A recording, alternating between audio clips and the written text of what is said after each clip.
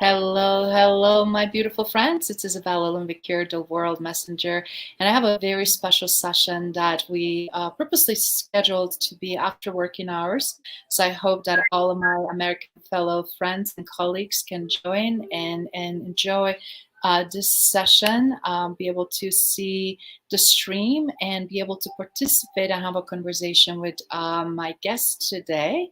I have a great friend here. She is someone that is not only licensed in social work and obviously a psychologist, I'm sorry, not psychiatrist, but also that went through interesting growth and expansion on her journey with the mental health. So without further ado, I would like to introduce you to Shara. Shara, welcome. Hi, everybody. Hi, yes, I am Shara. I am a licensed clinical social worker based in Philadelphia. I am also a board certified telemental health provider, and I'm also a psychotherapist. Brilliant, and thank you. Yes, I forgot about the teleconference and an opportunity to do the sessions virtually, which is so important right now with everything that is going on, isn't it? Yes, very much so. It's one of the credentials that I just happened to. I was already going for it during the pandemic, but it amplified now how much we need it when we can't see each other one-to-one. I see some people popping up.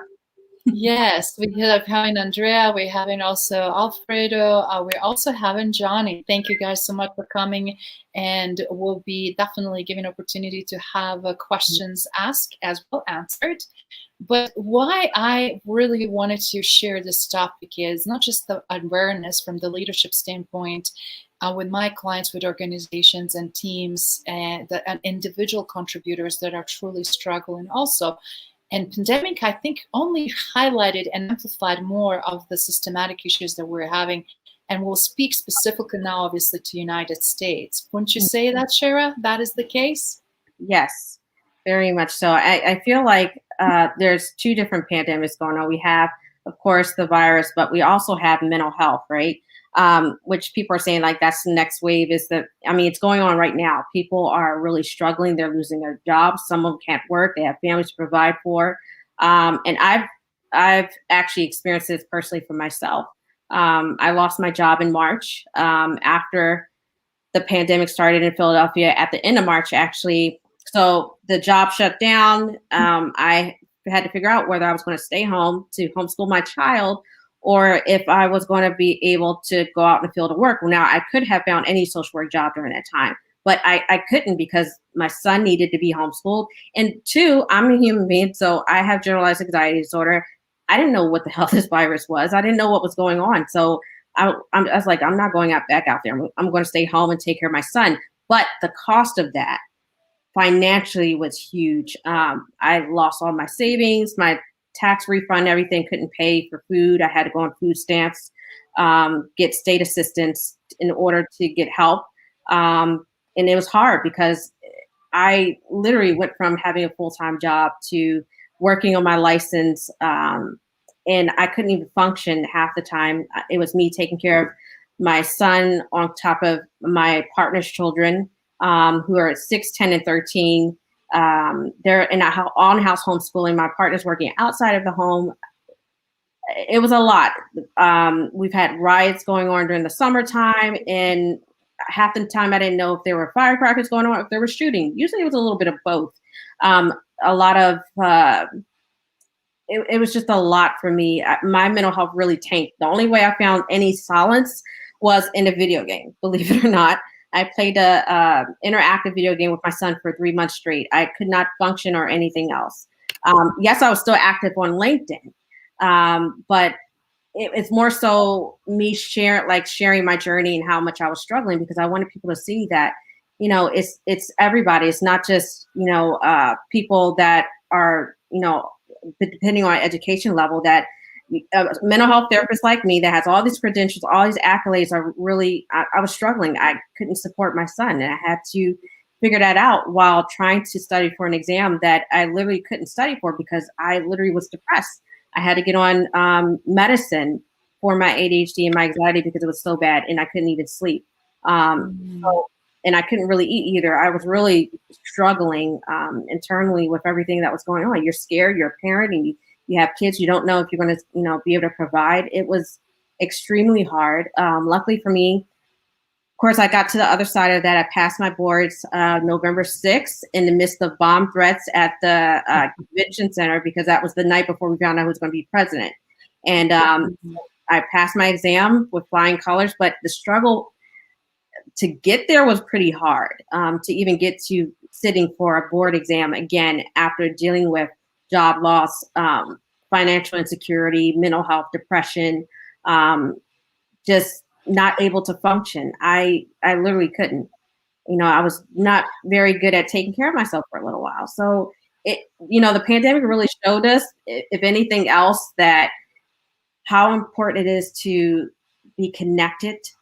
We have so much technology to do that, yet I couldn't reach out to people right away. I was really in a lot of shame at first. Like, I have all these, I'm a therapist. Why do I have all these issues? But I'm human too. So when I think that the pandemic and what it's done to people in terms of their mental health, I think of how much I struggled during the process. And when I actually shared this, Izabela, it was called My Pandemic Story, and people were like, "My God, you're really struggling." I was like, "Yeah, I'm struggling too. We all have struggle in some way, shape, or form." So yeah, it's a lot. Self-awareness. Annie says, yeah, it took a lot of that, advocating for me to get the help I needed to. And that was getting on medication. Had never been on meds ever, but I needed it in order to get back to a place of being able to study with having ADHD. So, and then taking care of 3 kids and being the stay-at-home mom, which was a different transition in itself. But yeah, it's going to take time for us to get out of this. For some, it may take years. But we have a lot of work to do. I have a lot of work to do now that I'm clinically licensed to be able to provide those services. A lot of people just want support. They want to know that they're not alone.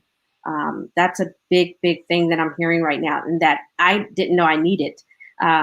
Especially then I got on Clubhouse and saw how many people needed to connect, even on LinkedIn. How many people just need that connection. We're isolated. We're not able to see our family. We're scared to see our family because we don't know if we're going to, if we go to them, are we going to give them something that's going to kill them?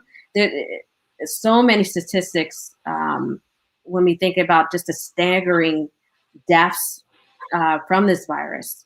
But not only think about the deaths connected to the virus, but what about the deaths connected to how many people are killing themselves because of it? That is a very, very good point. And suicide is in such a rampant. And for everybody that's watching and listening, guys, obviously you're hearing Shara's personal story that she's dealing with depression and stuff, but also all these extra things that added high stress, anxiety, moments of helplessness, fatigue, and one of the elements obviously that leads to depression, and then the last one, suicide ideations. Those are the all elements that we're seeing right now that are happening on such a large scale. And before you go into all of that, oh, we have a Jaden join us. I was just watching when I'm going to see your smiling face. Hey, Jaden, it's Izabela. How are you, sweetheart? Good.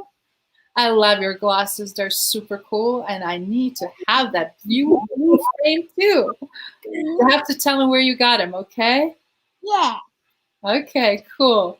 We're talking with the mommy. Awesome. You're welcome to stay, but we're talking about adult things, so maybe you will be bored. But I'm glad you stepped in to say hello. You made my day. You made my day with that smiling face. Yep. I like popping into mommy's meetings. I know, you are just special, always, and be like, everybody's on lookout to see where's Jaden, where's gonna come. And I'm so glad to hear that you're doing well and see you doing well, that you're healthy, cute, and super smart. Yep. You're adapting very well with all the crazy changes, right? A lot of things you had to do from home, but I heard you love video games. Is that true? Yep. Ah. Just so you know, many years ago, I was a teacher. I love kids, still love them, but I know you miss to see your favorite teachers in the classroom, aren't you? Yep. Everybody in the building. Oh, and I'm sure teachers miss you too. And all those cute girls. Oh, God, we're not even going to go there. But yeah, that's another thing. You have a girlfriend? He has his favorites already. He's had his little cards, drawing Valentine's Day cards. Oh, that is coming. Yay. That's awesome, Jaden. I cannot wait to hear more about that because guess what? I had many crushes when I was at your age and at that time. So that's super cool. I can't wait to see your Valentine. Okay. Okay, Jaden. Thank you for appearing. Thank you for saying hello. Great friends and colleagues, thank you so much for showing up. I'm seeing people coming and joining us from France, from Middle East, from Malaysia, from Canarian Islands. Oh my goodness, we're having so many beautiful people join us for this, and we want to go back to our topic. Obviously, we started with introduction and sharing a little bit about Shara's personal story as well, obviously who she is professionally and what she's seen. And before we go into really deep down into what is happening right now with suicides and some statistics and avenues, how we can help and support one another, I also wanted to just to point out how important it is, even if you're not licensed, even if you're not social worker, to really pay attention for certain symptoms so that you can help some of your colleagues that are struggling. As Shara said, you know, shame and magnitude, not only dealing with depression as it is before all of this, but dealing with the depression during this time, on top of everything else that happened, that increased her high stress, that increased her anxiety, that increased her helplessness, and then, of course, naturally fatigue.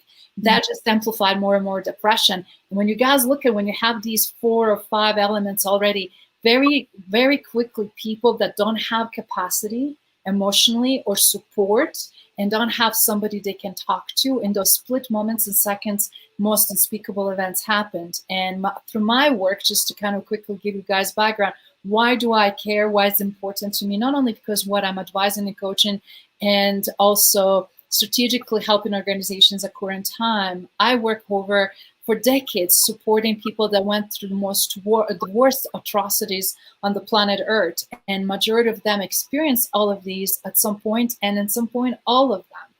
And seeing them in different settings, how things get triggered and how re-traumatization can happen. And on top of it, if we're losing job, financial security, our homes, our loved ones, everything that Shara shared, because we don't see loved ones because we don't want to bring the virus. On the other hand, we don't know if we're going to have a chance to see them and when and how. So all of those are issues that I'm sure, based on your guys' comments and everything you guys share, including Laurelis, thank you so much, sweetheart. Great to have you with us. As well, others are pointing out it's very important to be very honest, transparent, real, and raw, and find ways and avenues with who you can do that, right? Okay, Carlos here. So Shara, please deep dive into now the something that I think a lot of people are waiting to hear. How do you deal with suicidal ideations, and when you get to that level, and what would be your recommendations? So for suicidality, if I'm having to grab from my own clinical experience, because a lot of times when I saw patients in the hospital, they were already at that point of when they were getting suicidal ideation, they wouldn't tell anybody. They were ashamed of those thoughts. But, you know, I've had suicidal thoughts in the deepest of my own depression. But it wasn't that I wanted to kill myself. It was the fact that I couldn't find any other way out, that I wanted help. What I found with a lot of my patients, they were expressing that through, you know, saying, I want to hurt myself, because that they didn't know any other way of dealing with their pain, that they're acting out that pain. So again, if you're having suicidal ideation, reach out to someone. You're not alone. When I had suicidal ideation, the closest person I talked to was my aunt. And she was able to just be with me and listen. You know, when someone's suicidal, they don't want judgment. They're afraid of the fact they're going to be judged, that there's shame in this. It's you telling yourself that I need help, but I don't know where to get it. I don't know where to go. So when I think of suicidality, yes, it's serious. When you're having ideation, it's still a thought. You're not acting on it, but that's also a red flag. I'm beyond stress. This is something else that I need to deal with, and I need to reach out for help. Part of that is getting beyond the stigma for that, right? There's so much stigma on suicide, Yes. So much suicidal thoughts, even when you do finally share them, how people will take that and how they will start thinking and feeling about you, specifically at work, guys. And we'll get into that more. Yeah, this first acknowledging is real. Whenever I've talked to patients through suicide, some of my therapists, less experienced therapists I work with, some of my students, they would get scared of hearing someone say, I'm suicidal, and they lock up like, oh my God, what am I going to do? And I said, listen to them. There's something beyond what they're not, what are they not saying to you? Thinking about, what brought them to this place. There are many things that happen, what we call more precipitating events that happen before they get to that point, so peeling back the layers to find out what is it that you really need. Sometimes it's just someone listening to you. Yes.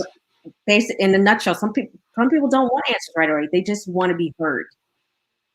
And that is excellent point. And a lot of times that is why we keep saying more than ever during the current times, we need to be great listeners and great at asking questions. But more importantly, create safe environment so that we can have these intimate conversations. Even though they're remote, I feel like I'm in the living room or in same space with Shara. I feel like everything is on the table. I don't see a barrier here in our conversation and our opportunity to really have a dialogue. One of the things that I'm also seeing, and this is something from my side, and I want to hear your thoughts, Share on this, that some of these warning signs of mental health issues at work are coming, and people keep asking me, I had a couple of months ago conversation with high-end executives, executive assistants and their internal people, that they're trying to figure out, like, how do we even recognize some of these things?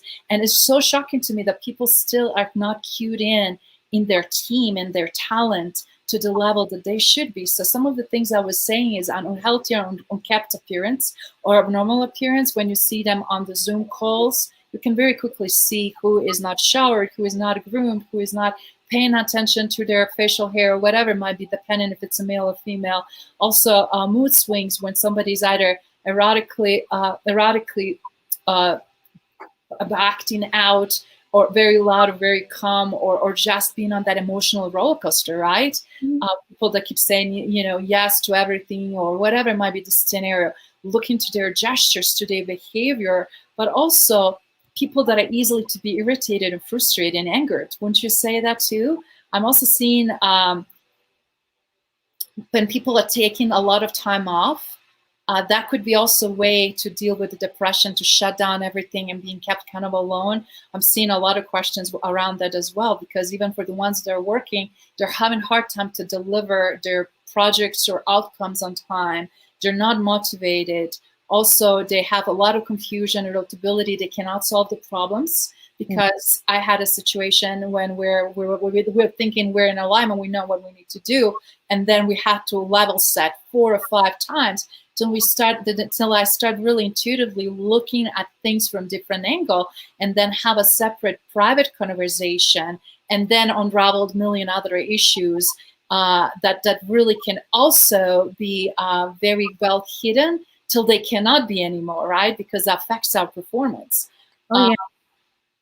Yeah, I think that I can't even, just what you're saying, Izabela, about mental health in the workplace in general. I feel like that there's such a disconnect, and that disconnect pretty much got wider during the pandemic, when people are having to work from home, and their work and their personal life are colliding, right? So when it comes to mental health in the workplace, I feel like if you're a supervisor, you really need to be in tune with your staff. Beyond just professional, there needs to be some type of relationship there. If if your colleague can't come to you and say, hey, I have this going on, that's a problem. That's an issue. It really has a lot to do with how you cultivate an environment where people are going to be comfortable going to the person that's leading them. You have to set precedent for that in their environment first before you even get to that space. And I've been in plenty of toxic environments where that wasn't the case, and people were either burnt out, left a job, or had debilitating mental health issues, physical issues because of it. That is excellent point. But guess what? not everybody have a training yet. Everything is happening ad hoc, right? Explosive because of the issues that usually create a crisis. Very little proactive, preventative knowledge or opportunity to really manage and maintain, just because some industries are having more issues just by nature. More you removed from, understanding knowledge around healthcare and health, specifically mental health, and more you obviously stigma have, it's going to be a harder topic to address and then educate someone specifically in a role if you manage a large number of people. But also what we can do is focusing and educating ourselves on the individual level, and then helping teammates, right? And helping the leadership team and management to really understand, because I had someone sharing with me how much they identified substance abuse with their colleagues and how dangerous that is. Because people also going in that side, it's not necessarily just prescribed medication, but also using self-prescribed or self-medicated, but also using obviously alcohol, drugs, and all these different combinations of things, and they're just not there. And it's like, what do you do, and how do you deal with that in a very stressful working environment where you just don't have a chance to be part of that conversation? So what would you suggest how we could also help? Because I'm seeing some really effective ways that some institutions are putting together, but I'm also seeing quite a bit of ineffective that actually backfire and create more crisis and more problems. So one of the things I thought of, you kind of took the words out of my mouth. You talked about education. I do think there needs to be training among management. It has to start from the top down. When it comes to education about what to look for when it comes to mental health and what those signs and symptoms are, especially when it comes to the staff. Just like you talked about, if this person is usually happy and they're snappy, they're short-tempered, they're moody, their ADLs are shot, they look like hell, I'm sorry, I swear some. They look like they just rolled out of bed. Like, what's going on? Something is wrong there. But again, I feel like the education has to start with the management first. And I've done trainings with management before, trying to get them to understand how integral, not just talking about the productivity of their work staff, but how about the physical and mental health of their staff? If you're willing to put money not just into training them to be productive, but it also has to be a mindset when it comes to their health. You can't have someone pushing you, having to crank out the work, but when their mental health goes, the productivity goes. And I've really had to talk to management about, the connection between the two. And how they can, I see Juna. Yes, Jeanette said hello, and others. Yes, and basically how it's so important, because I've been there. I've been, in situations as a worker bee, I call myself, and had to talk to management like, I need a mental health day, or I need to figure out what's going on here, because I'm struggling to have the energy to pour into people. If I'm losing steam here, I can't pour into myself. And as a mental health provider and as a mom, as a woman in general, we're natural caretakers. You have to think about how much you're able to give and where there has to be a boundary, and there still has to be a boundary of work. And right now it's non-existent, right? Yes, all the lines are blurred, and ridiculous expectations, and actually even just demands and expectations of people's deliverables create a lot of stress and anxiety on top of already existing stress and anxiety. And they're backfiring, right? They're just creating more and more backlog and more pushbacks and more people disconnected and fragmented. And honestly, it's like that is not really a way to treat your people anyway. So I hope that many will learn very quickly and adjust their game. Yeah, I do too. I mean, I've been involved as a training people, and on the other end of being in environments where the productivity was more important than what was there. Yes, the bottom line, then the people, then dealing with people. And that is where I had an issue. And one of the things that I created, and this is why for all of you guys that are working for larger employers or even small ones, and you're seeing these issues, that's why we're having these conversations. When you do strategy, advisory, planning, and look at it, it's like, that's all great and dandy, but if you're not taking into consideration factors and elements around the people and what is going on and what is symptomatically already happening, you cannot go forward without having good plan and having, you know, options and having opinions of experts at your fingertips, because these things are people's lives, guys. It's not anymore.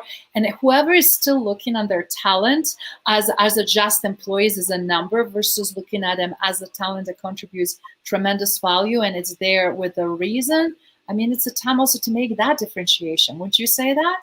Oh yeah, I've been in a situation where I constantly would see high turnover. Well, why is that? You know, if that employee doesn't feel valued as a human being, as a person, they're not going to want to pour into your company. So absolutely, you have to invest in them just as much as you want to get that investment back, right? So yeah, I definitely, the more I'm thinking about it, it's just kind of a Rolodex of memory of my own experiences. And right now, there's no boundary. You know, where do I go for help if I'm remotely working? You know, I saw an article on LinkedIn earlier about how much parents are struggling. Some parents are having to choose between their career and, you know, staying home. And I've struggled with that myself. And now I'm getting to a point where I'm able to try to, you know, do what I can do to find a balance. But even that's hard. You know, the what balance? What is this work-life balance? There is none. The pandemic has chalked that up. Your work, kids collide. Yes. So, yeah, it's hard. It's really hard. I don't think there's no straightforward answer to this, but I do feel that the more we talk about it, the more awareness we bring to it, the more that we can cultivate a space to come up with those solutions. I am totally with you. And one of the reasons why I wanted to do this for everybody that is, again, watching, that it's decision maker or influencing decision makers in their own corporations and organizations, is how it's important to have this two-pronged approach. Because when I have these conversations on top, just because I understand so well mental health, these issues are very different. And there are different types of performance issue than typical that we see. And also has to be very different approach to it. Has to be a very empathetic ways of addressing them. And then has to be trust. If you don't have that, which majority, you know, teams will be saying we're having problems because we don't have that. And then certain things you need to really do in private. You cannot be doing, you know, investigating, asking questions, and probing, doing it on I mean, it's just so many errors that you would think that common sense would be there, but sadly it's not. And reason of this is not to be criticizing, but it's just to increase awareness, because to me, human life matters the most. And everything I'm seeing and experiencing with my work for over decades, and through global business management perspective, and dealing with people who survive divorce, atrocities being inflicted from other human beings, and still find the ways to forgive and find their path forward and assimilate in new environments, new culture, and then finding, you know, their voice, and all of a sudden running into the situations that are completely artificial and out of touch and creating very sterile and impossible environment to work. So one of the things that we're seeing is need for flexible working hours, obviously, right? But more than everything is development and education, as you mentioned earlier, and true care, and allowing people to know when they need to take it, that they're not afraid to ask to take a time off due to the mental health, not feeling good, or mental health issue related problems. Very true. I was thinking about I not to kind of rear off topic, but the first thing I thought about when it's the military community. When my ex-husband was in, one of the things he struggled with when he was on his way out the door was, do I tell my superior, you know, I'm having these issues, because they would go into his record, you know. Exactly. And how they're going to, I'm going to be the first one in my liability. I'm going to be the first one to get fired or let go. Am I costing company a lot? Is my health insurance going to skyrocket? Am I having to go for emergency visits already? Am I going through a relapse? I mean, guys, this is reality for so many people. Very true. Even outside in the civilian world, it's such, the stigma runs so deep, and beyond just, you know, community, realizing that we are all human. Our mental health fluctuates at any given time. It really is something that we need to continuously break the mold around. Someone just asked, I think it was Rollis. He asked what was in your cup. Yes, Rollis. And I actually made this very healthy ginger, mint, and chamomile tea. And since it's mental health hour, I was like, this is perfect to warm my heart and soul, but also to have this really comforting tea as we're talking about something that is painful and challenging for so many. Mm-hmm. Yeah. Someone brought up a question about what is your opinion on ego and persona and self-awareness. So Yes. I guess for me, when I think about self-awareness, that I think that's such a personal journey, because self-awareness can mean different things to different people. For me, self-awareness is allowing myself to be vulnerable, which I do a lot on LinkedIn, right? But really looking at what are the pieces of me that I need to work on. And sometimes we're afraid of looking at those things. They're there, but we're like, okay, we're just going to put these blinders on. But what happens when we take those off? Those things that we know are keeping us in this dysfunctional place. So for me, self-awareness is about vulnerability. It's about your own journey and willingness to want to look at all those broken pieces and accept that they're okay. And that if you need to get the help, you do. I'm a therapist that sees a therapist, and I'm very, very, very happy to say that out loud, because there are many people that don't know what it's like to be on the other side of that chair. I feel like you have to be on the other side of the chair to truly understand what it is to be vulnerable and to have someone trust you with things they wouldn't even tell their partner that they're sleeping next to. Yes, you're spot on. You're spot on. And I will be sharing more of my journey during the COVID, so you will know what I'm drinking, and that actually does feel so good for my throat and my lungs, actually, more than anything. Really nosy about what's in your cup. Oh, sweet, very sweet. Thank you, Rose. But I love what you said, and it's having a holistic approach, right? I'm being in these situations when I could look at this from high level, 360 holistically. And as a result, obviously giving proper, not only advice, structure, but actionable items, what organization needs in order to have now a workforce that has such a strong sense of wellness and self-care, but also self-awareness, as you pointed out, that could mean different things to different people. But in general terms, that really we can recognize when we are, as you said, getting beyond our boundaries or beyond our threshold. Can we really have a more bandwidth? Can we stretch further? And if we're stretching, in which direction we're going, is it going to backfire?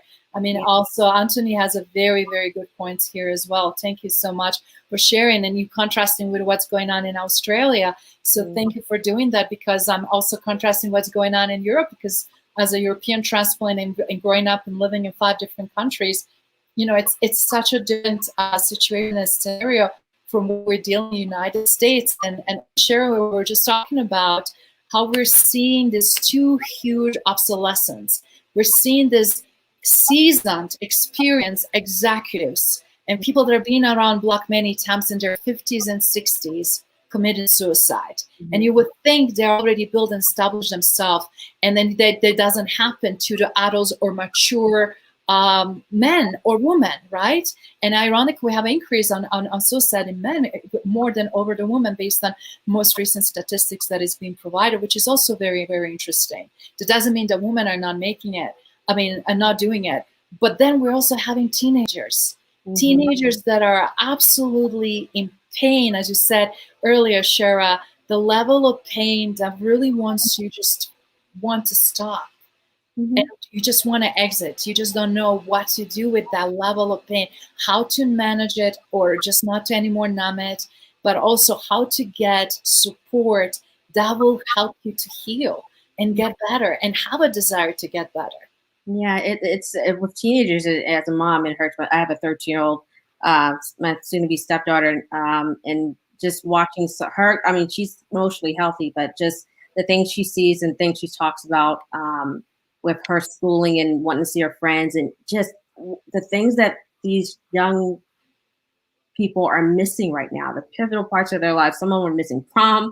They're missing school in general. I had a young lady in a clubhouse who said that her daughter is 18 and she won't get out of bed because she feels like her whole world is falling apart. She can't go to college. She can't see beyond anything because her whole world got turned upside down from this pandemic. And, at that age, they're branching off into their own. So I'm thinking as a therapist, I'm like, what point of development? If we're talking about older adults, if they're older, you would think that they'd be more established, but that their identity is so entrenched to that point, what they can give to the world. If they lose that, then what do they have? What do they have beyond their job? They've attached themselves to an identity. They've cultivated a space for themselves in the world. And when that's taken away. So when I think of, the lifespan and where people are, it really connects to the pandemic. And if we got teenagers, they're cultivating their independence, but yeah, it's stopped now. They can't go anywhere. They can't see their friends. They want to be social. They're pulling away from their family, but they can't connect to their social support system, which is usually their peers. If we're talking about, young adults in their 20s and 30s, these people are coming into their careers. They're doing internships, but no, they can't do them, right? Because they're having to go to online schooling. They're missing that a social aspect, So when I think in those terms, in terms of development, I'm thinking of what is it they're supposed to be doing in that time that they're not able to do, and how has this pandemic kind of turned that on its head to exacerbate a lot of those mental health issues. Such an important topic and such a great valid point, and I'm glad you shared that, because so many people, like when they finish high school or even when they finish college, how many of the college kids don't have a now job? How much of the college kids are now also competing with the adults who lost their jobs? How much everything that we believed, what we told them, what we nurtured, what we shared, completely went sideways. It's a new thing for everybody to adopt, and everybody's adaptation period is different. And when you feel stuck, when you're also feeling very dysfunctional, healthy environment, not all homes are loving homes, sadly. Not every parent is capable and able to deal with magnitude of issues they're doing in a healthy way. As a result, it's a domino effect that affects kids, including teenagers, right? I mean, I'm being involved in different avenues, and right now, from not just the human trafficking and sex tourism and all that we're seeing in the news, or at least little glimpses and bits here and there, but also a lot of runaway teenagers, because they think it's going to be better if they go somewhere else, or they have to change environment.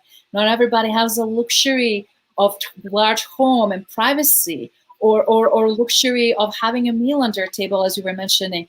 And one of the things I was talking with teachers in elementary school and high school, they used to see students, so they will identify some of these problems and symptoms early because they're trained to do that. And right now they cannot do that as easily virtually. And they're also looking at avenues and cues to figure it out. If we have a Zoom, but we don't have a Zoom, we just have an audio, it's very hard to tell, right? And those are the things that, again, we need to be very much aware of in our own sphere of friends and family members, and then, of course, in our working environments. Yeah, very much so. I saw a comment earlier, I think it was Rose again. He was asking, if things are, in terms of the stigma, are things getting better or are they getting worse? Well, I think it depends on your perspective and where you are in the world. I think there's definitely a lot of, I think we share a lot of this. Oh, there it is. There still seems to be a stigma in our area, cultures associated with mental health. But do you see things getting better or worse as time goes on? I think there's more awareness. However, we still have a lot of work to do. There are still people dying. There's still people feeling stigmatized, marginalized. There's still people, and not just dying from, from the virus, but also related to mental health. There are a lot of people not able to get the care we need. Healthcare in the U.S., I don't even want to. That's why I said let's stick to the U.S. and Anthony. I love you bringing your Australian background and Australian point of view, and I love you, and I'm glad you do.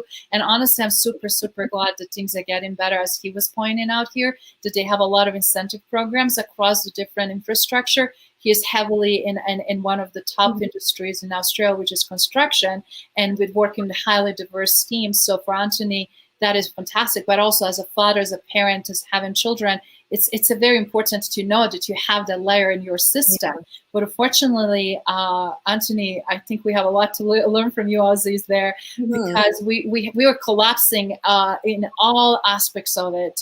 in the US. We truly are. First of all, we were behind to begin with, and we're not prepared for magnitude of what is going on. And now with magnitude that is happening, that is going into second year, it's not anymore just, 2-3 months. And that was already insanely overwhelming with so many people. But people are not prepared for marathon. They don't have a level of endurance, patience, desire, skill sets, right?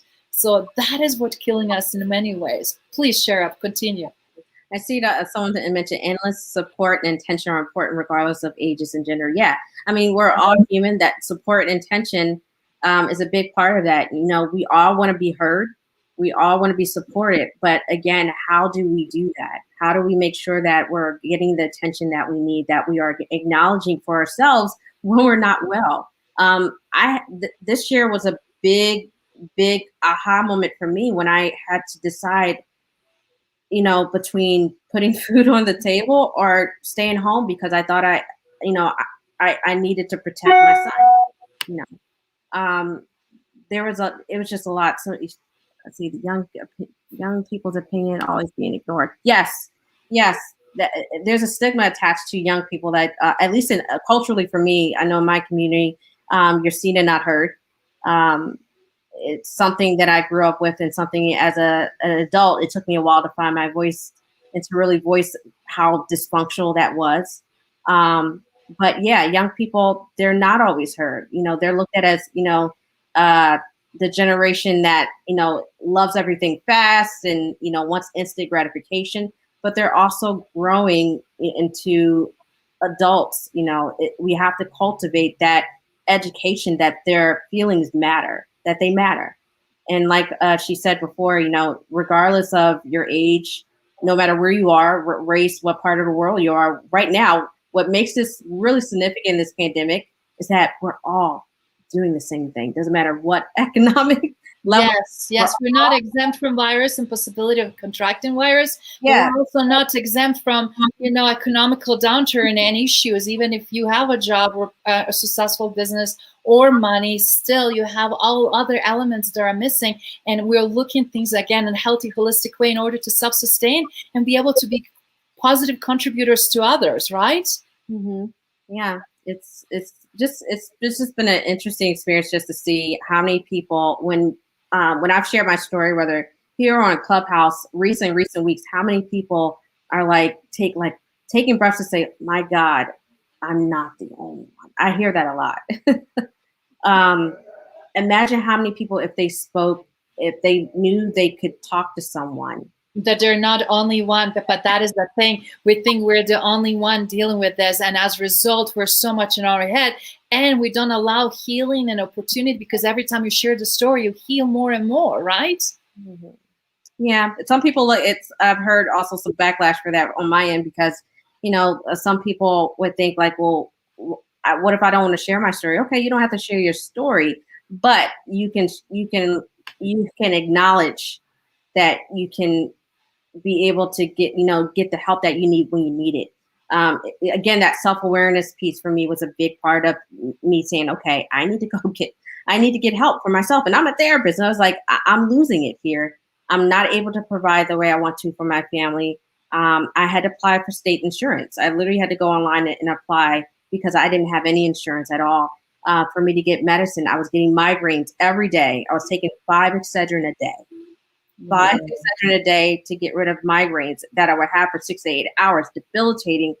And after 4 months, after exercising, after eating right, after seeing a therapist, after making sure that I was getting all the things I need to get done physically, they're gone, because they were all somatic. It was my body telling me that something is wrong. Yes. We often don't listen to those somatic, those physical symptoms first. Our body tells us before anything. If we're not, and we're not listening, if we're not in tune, it's going to backfire to the point that we have to. And then usually often it's late, right? It's too much of complex issues and the problems as a result of it. Yeah, very much so.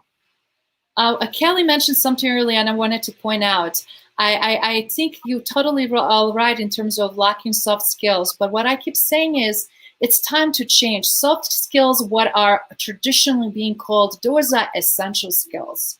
And we need to make sure in educational system that we're teaching early and allowing those skills to be developed so that we can have a much more stronger and healthier society. So you're spot on, but I will just change the script that they're actual essential skills right now. And for moving forward, if you guys permit, I just will have to see you as being advocates in that, because that's where a lot of issues come up, right? And things that you're just sharing also, Kelly, I love this, that we're all struggling. I just literally had a conversation, somebody who is known as quote unquote a guru in his own right? And when he starts sharing magnitude of problem that is going on, that's why I keep saying nobody's exempt of the snowballing effect. If it's not directly affecting you, it's affecting you through your family, through your business, through chain reaction.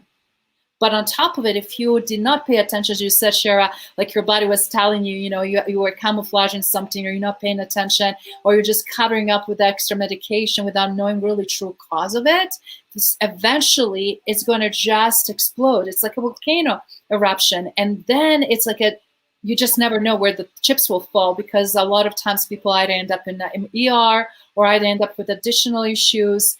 And all of a sudden, it's like you shock how much you carried and how you endured. It's like a boiling frog syndrome, which I'm sure you're familiar, right? That's very familiar.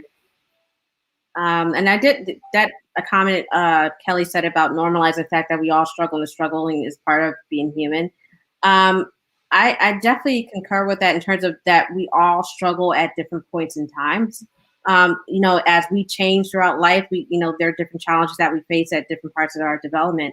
But what bothers me is, when we struggle, that we often, for some of us, I can only speak for me really, that we carry that. We carry that struggle with us without taking the time to unpack it.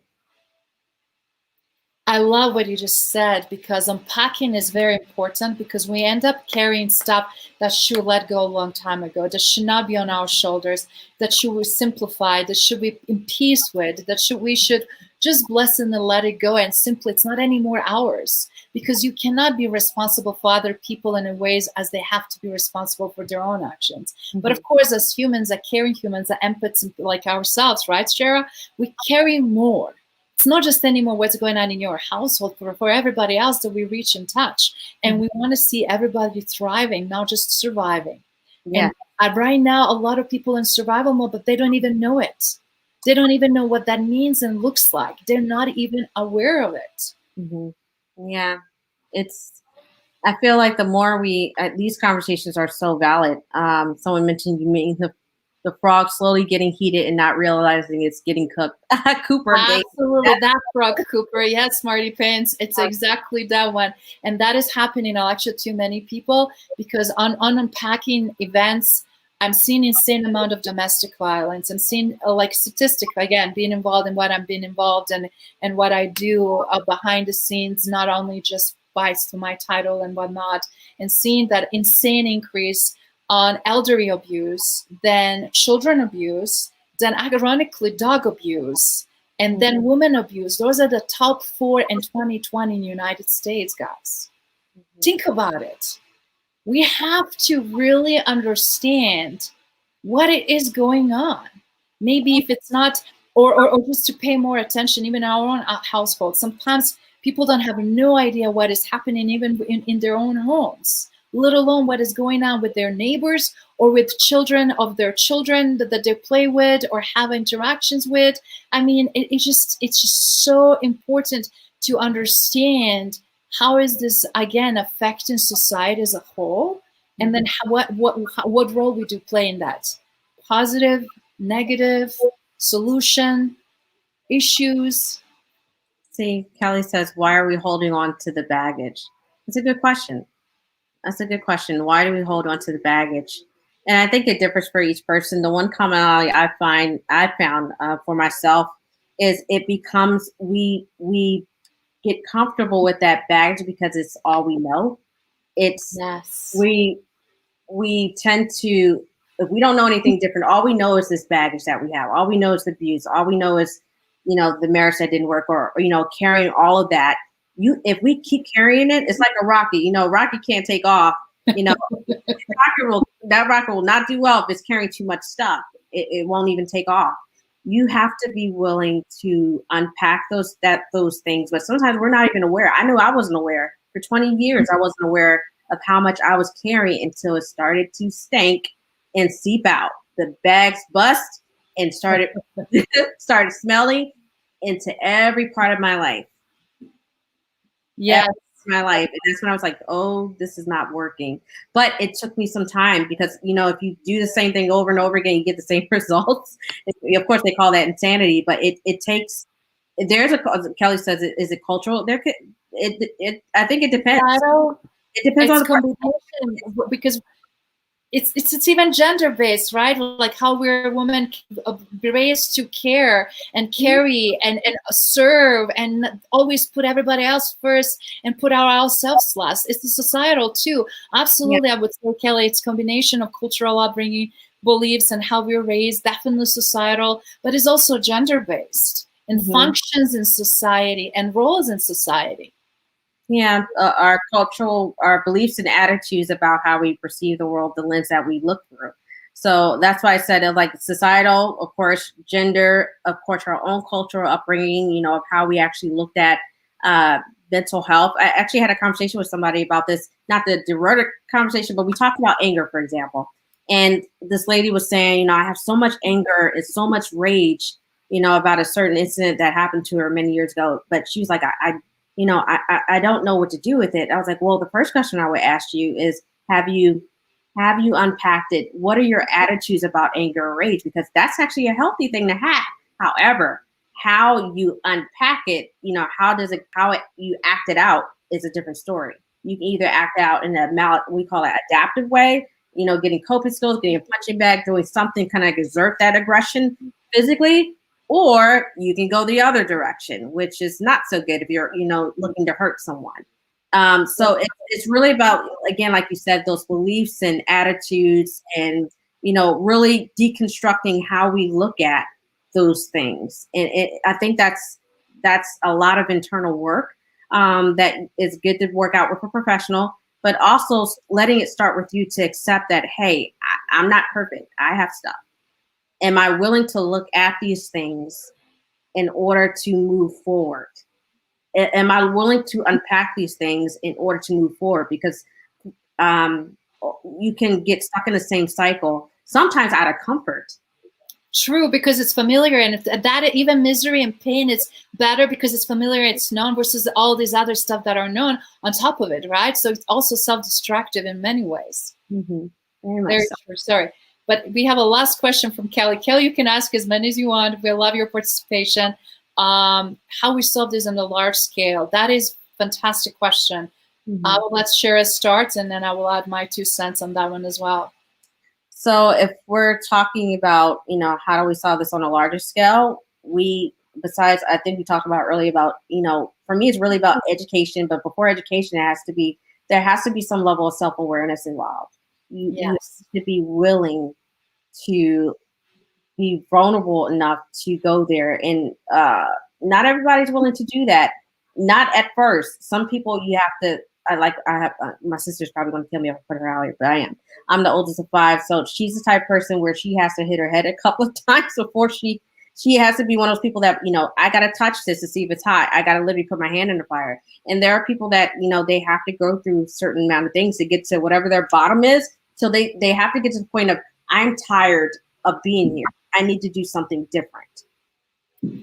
There are some people I know that, like me, where I just got to a point where I knew that I was in this dysfunction that I was used to, and I kind of liked it, but I knew it wasn't working. And I had to be willing to be vulnerable enough to want to deal with it. But that happened over a matter of years. But on a larger scale, I would have to say that we need to get more programs in place. If you're talking about work, it has to start from the managers, people that are leading other people. They need to be willing to do the work themselves, not just telling, oh, you need to go to therapy, you need to be doing this. What about you on a therapy? What about you getting the help that you need? You know, leaders need help too. So I really think there needs to be there's programmatic factors that need to be put into place. institutions that need to be, I think, at this point, probably revamped because we're in a pandemic. So a lot of things that were in place involved in-person instruction that's no longer available now. The technology is so, we have so much with technology, but using it to the benefits that we need to use it for, I think we're doing enough of it in terms of the training that needs to take place, in terms of connecting people with the resources that they need. Yes, thank you, Joni, for joining us as well.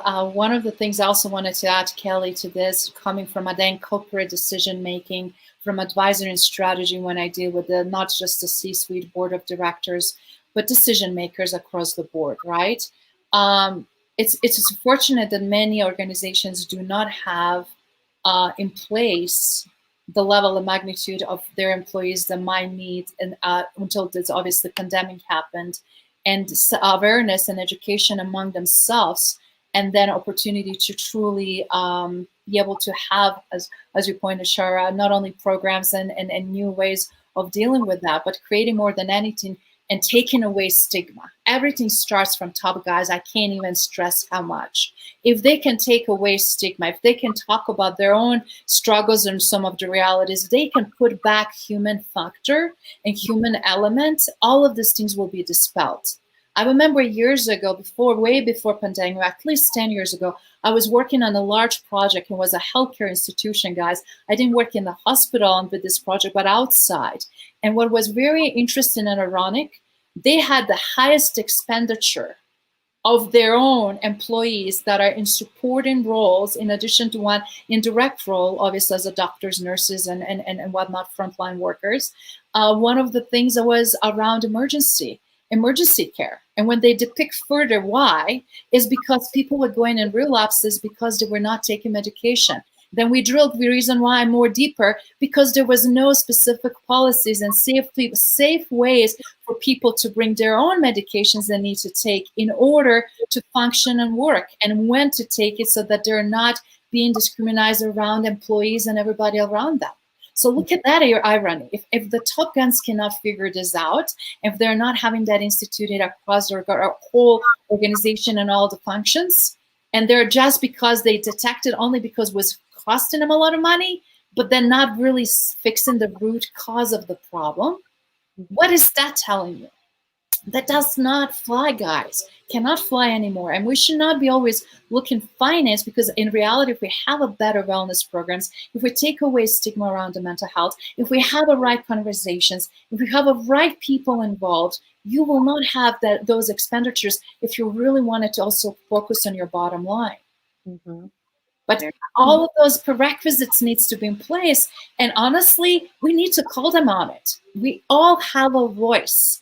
We are all professionals. We all have education. We all have a position and place that we play in these environments in our society. And as a result, what can we do? Find the ways who we need to talk to, who we need to have a conversation with, who we need to report to, who we need to offer solution. And right now, I feel like we have so many opportunities to be solution-driven, but people are, again, as you mentioned, Shara, earlier, paralyzed to sometimes approach that because it's difficult and hard. But just because it's difficult and hard, guys, nobody says it's going to be easy, but more we do it, better chance and opportunity we have to make a lasting change in all institutions, not just the corporations, in educational system, and in all aspects of it in our society. Very, very. Everything you said, Izabela, is correct. We have to be willing to go there, especially with our leaders. I mean, you're leading people. You have to start with yourself first, and that's one of the reasons why on LinkedIn I do so much work around letting people see me beyond just being a therapist. I started on LinkedIn 2 years ago as a burnt out social worker looking for a job, and here I am now. Been using myself as a vessel to destigmatize mental health by talking about my own struggles. I want people to know that it's okay to not be okay, and because there were different periods of that I've been on LinkedIn on video saying I'm not okay. And talking about that and be willing to be authentic with that. It's not about getting views or empathy. It's about letting people know that I'm human and I have feelings. I have fears too. And that it's Yes. okay to connect in that way. Especially we need that now more than anything. Absolutely. We don't need a more BS. We don't need a more theory. We don't need a more what's coming and how it's going to look like and how great it is. We don't need to be sold in a new concept and new ways. We need actually, again, human factor. And I love what you just mentioned. If we are allowing these dialogues, if we're allowing these conversations, if we're allowing also to be uncomfortably comfortable, as we're already forcefully uncomfortable, because this change happened, either we like it or not. And Shara, you and I know very well, change for 99% of people is done always when it's horribly hard, difficult pain point. Very few people select themselves to do it proactively, progressively up front. That is a very small percentage, maybe 1 to 3%, okay, maybe 97. But in reality is, think about it, we with COVID, with everything, that was forced upon us, right? It was not self-selected. And that created domino effect. So now we're stuck with that. Let's ride that wave and fix it, everything else that goes with that. Because if we're just looking like little pieces, like a Swiss cheese, to patch the holes, you know what happens, right? It's going to leak, it's going to bleed through it, it's going to go everywhere. Everywhere. I swear, if I didn't let go a lot of the things I had to let go in order for me to get to where I am, in terms of just the hurt, the pain, the trauma, my marriage, I'm about to get married again to a man that I love, that truly loves me. But if I didn't let go of the hurt and pain related to my ex-husband, all that toxicity, all that hate, when you fill your heart with that, you have no room for nothing else. Yeah, you don't have room for love, for beautiful, positive things, because you don't have self-love, you don't have self-respect, you don't have all these other elements that are fundamental and core for healthy, lasting relationship and great role model to your gorgeous son, Jaden. Yeah, if I feel really blessed to now look back at all those painful memories that I had. Losing my daughter, I gave birth to a stillborn daughter at 7 months, and I literally said I was going to have children after that. I was like, I'm not, I can't carry children. And then here comes my son, Jaden, a year later. And just the process with him was still even hard. He was medically compromised. He had a kidney surgery at 6 months.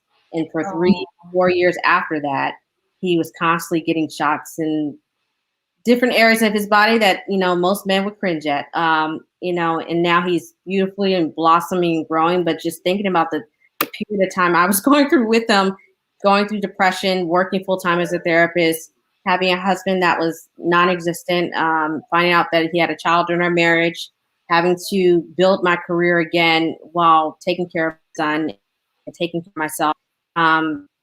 It was a lot in a short time span of years.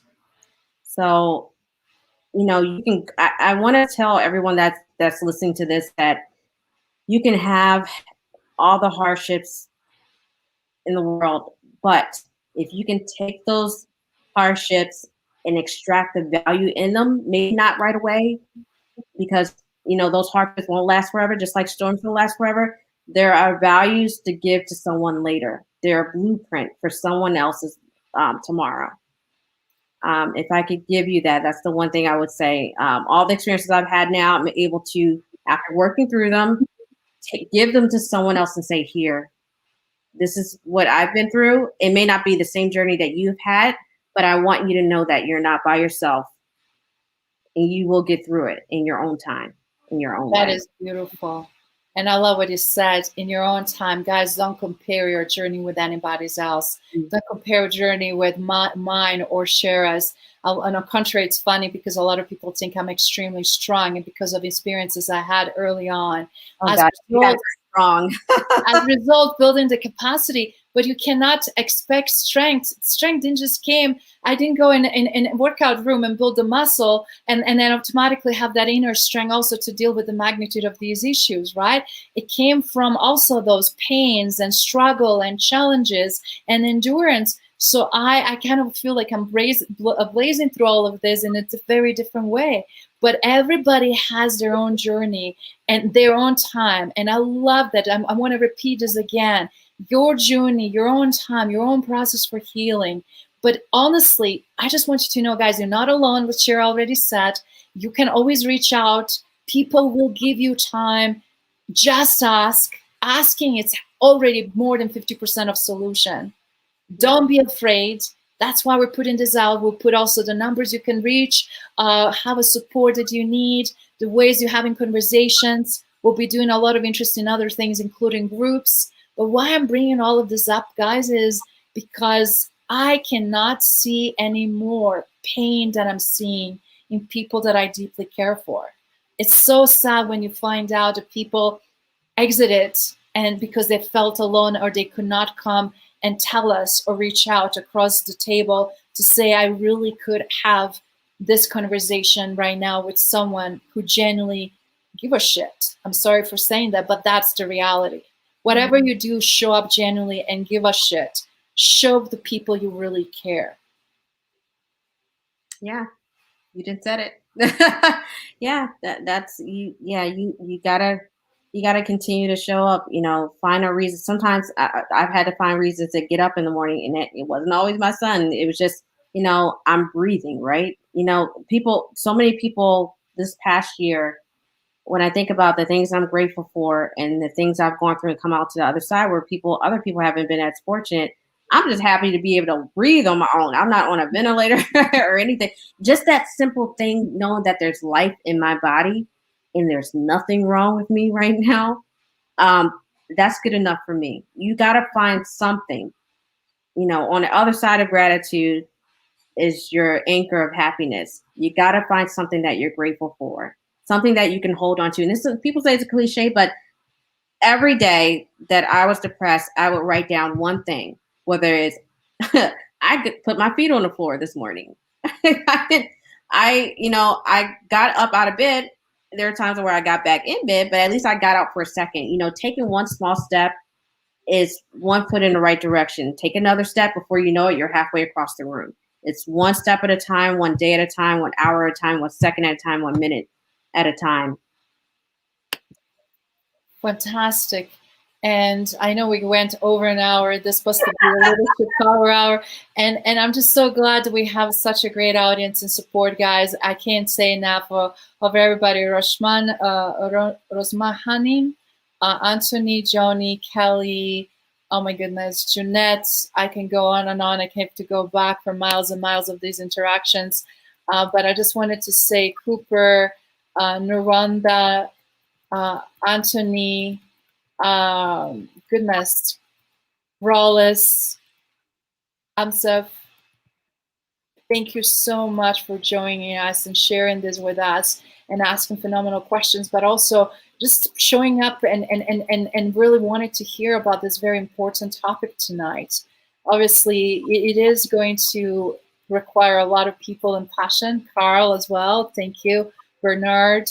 I just want to say that we really appreciate you, and I really wanted to say this is just to be continued. We'll be doing more regularly some of these sessions because this is just kind of a little flavor intro, but we'll go into much more deeper, actionable aspects of it so that people can really shine and take the reins in their own hands, right? In their own homes and in their own environment, and then do whatever they can to help others.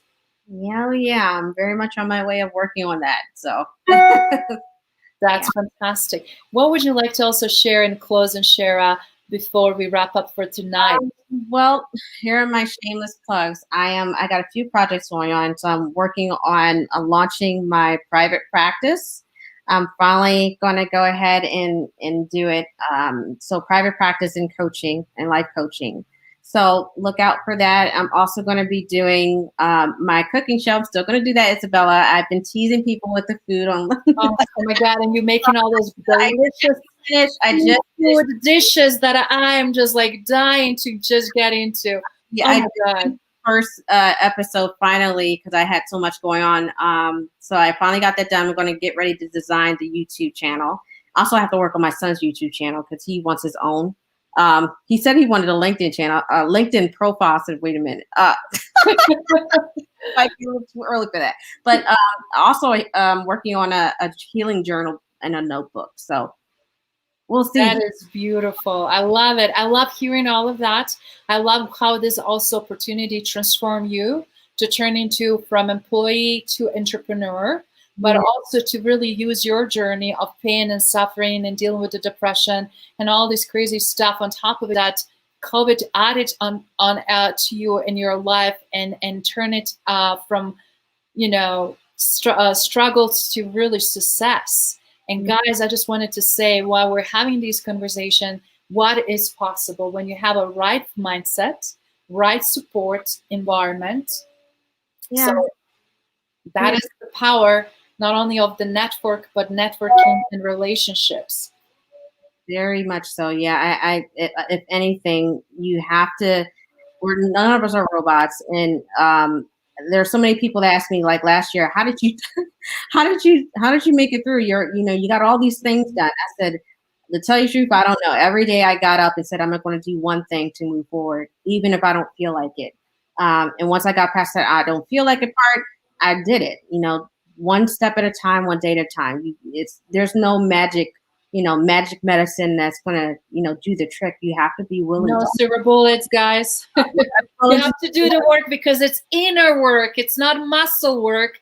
I mean, it is kind of, in a sense, if you want to use an analogy, but it's a different type of muscle. And I'm seeing so many people are so focused on their physical, building the muscles, which is great, and keeping healthy in that way. But again, if you're not working on your mental being with your physical being and emotional and spiritual, it's not working, guys. Oh, yeah. This has been thank you so much, Isabel. This has been an awesome way for me to end the night. This is lovely. Thank you so much for showing up. This is, guys, again, to be continued. I have some more surprises for you, and Shara, doesn't know them yet. But this, again, I'm super, super glad to hear all of your comments, participation, and questions, because this is just a validation how timely, relevant, and how together we can make it our communities and our environments much stronger and healthier. Shara, say hello to the cutie pie over there that is hiding, that I love so much, and I look forward to chatting with you soon. Everyone, thank you so much for joining us around the world. It's Izabela, the World Messenger, super jazzed for amazing things yet to come for all of you guys. Much love. Much love.